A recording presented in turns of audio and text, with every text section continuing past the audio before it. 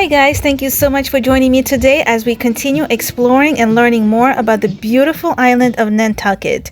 We are just 30 miles away from the mainland off the coast of Cape Cod, Massachusetts, and we got here by ferry, which is one of two ways of getting here. So today I just wanted to give you a nice little walking tour of the downtown area, every little corner, and even going into the neighborhoods just so you could get a little feel of what the island looks like. As you can see, the downtown area is a very busy spot for visitors, many of whom come just for the day and leave the same day, and others stay for a few days or longer.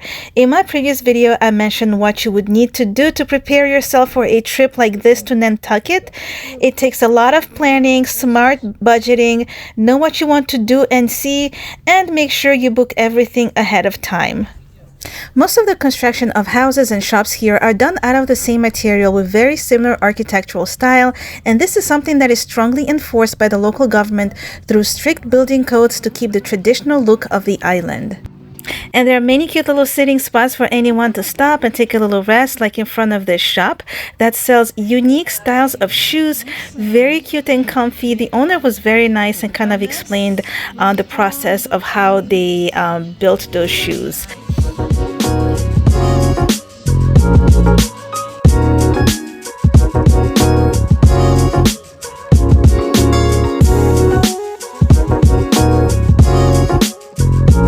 So here we are at the Nantucket Boat Basin. This is where boats and yachts of all sizes get docked.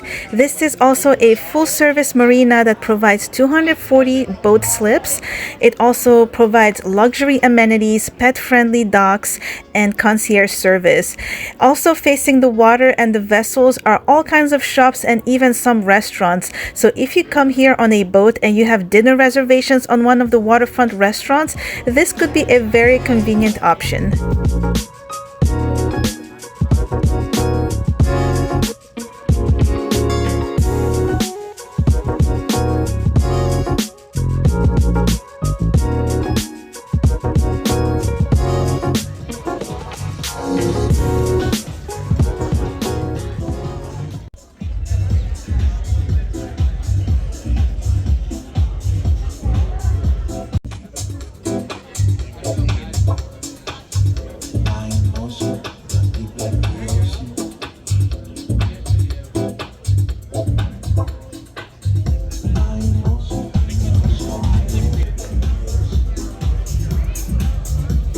Downtown Nantucket felt like the cutest, most interesting little maze filled with all kinds of retail and gourmet shops, galleries, restaurants, bars, and so many other things. Summers here are really just as amazing and stunning as what you see here in this video. But I was especially really impressed by the variety and colorfulness of flowers on this island. It was just so beautiful, and I love it so much that the landscaping is not too perfect, but more on the natural and cleaned up side.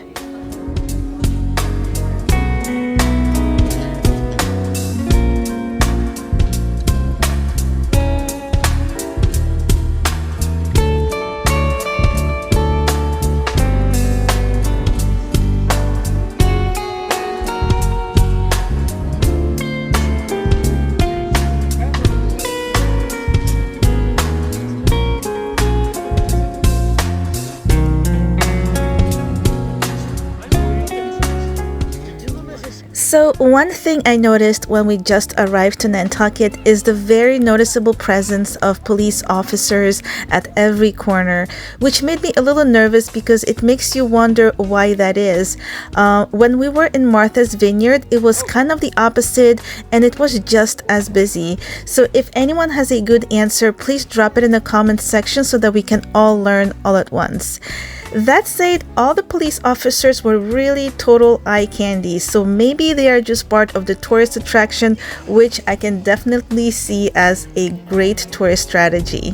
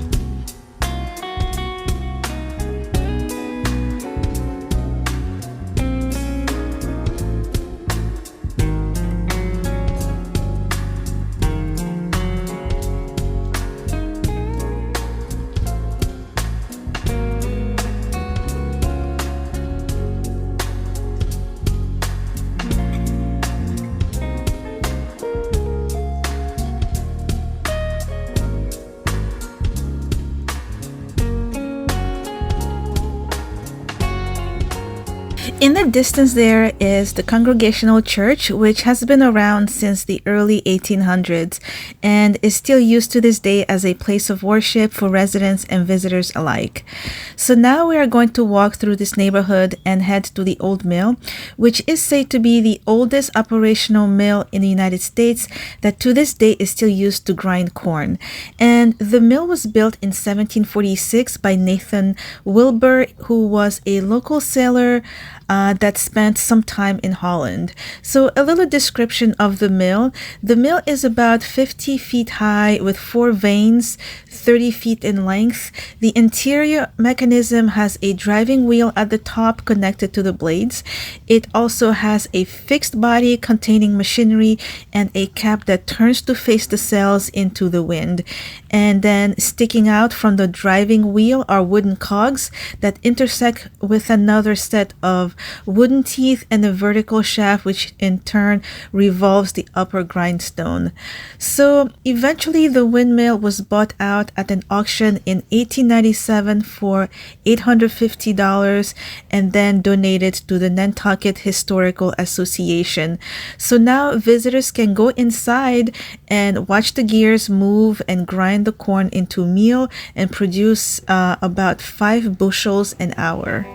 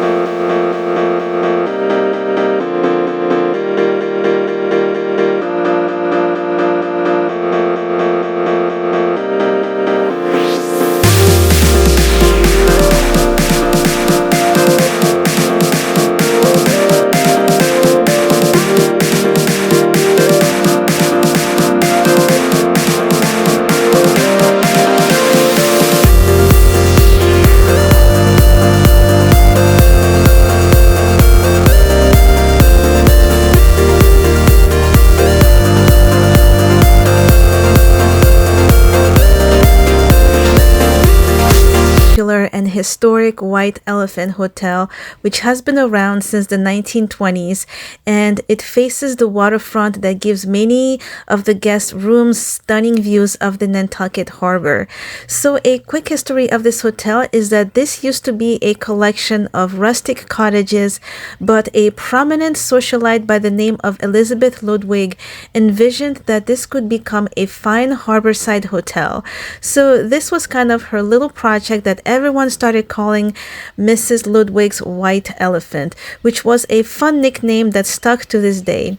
So the lodging business was very successful, and therefore they added more and more buildings as well as dining rooms, lounges, and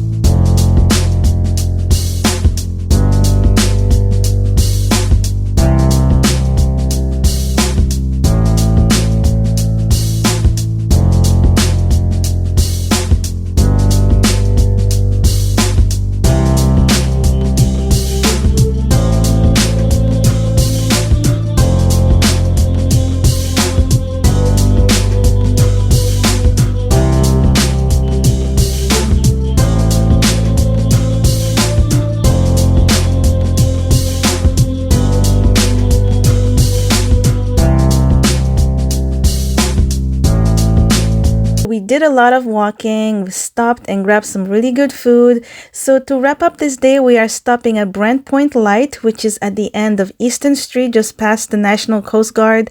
There is a very nice beach here with beautiful views of the ocean, the lighthouse, and also this is an amazing spot for watching the sun setting. I see that there are a lot of people here also doing some fishing, so I assume this is a great place to catch a lot of fish. So a little bit about Brant Point Lighthouse. It is said to be the second oldest lighthouse built in the United States in 1746. The oldest one is the Boston Light, which was built in 1716. Brant Point Light is also the lowest light in New England at a mere 26 feet above sea level, and also the most often rebuilt. It has been rebuilt a total of 9 times so far after being destroyed by fires, storms, and eroding sandy areas.